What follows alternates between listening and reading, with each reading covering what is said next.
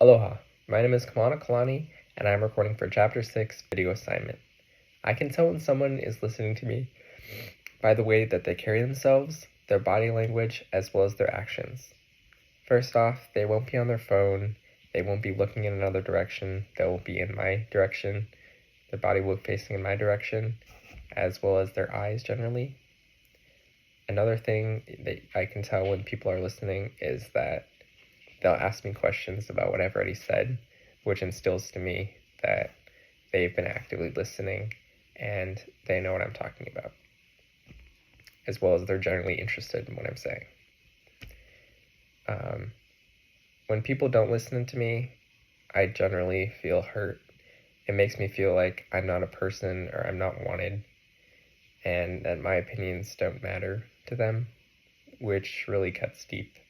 I've had experiences with that in the past, and it's an overall terrible feeling. A time when someone wasn't listening to me when I was telling them something important was with an old family friend of my mother and I's.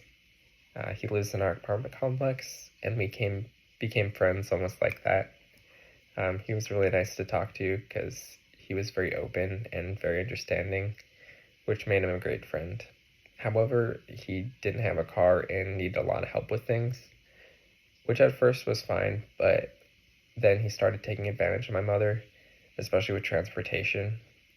Like I said, he didn't have a car, so she was driving him places, and he became very difficult to deal with, and I could see the way that my mom was being treated, and I didn't like that.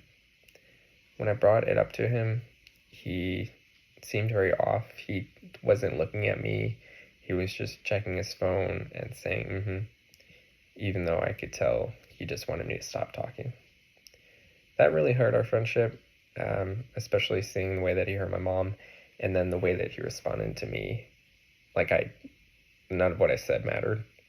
I never really came to talk to him after that.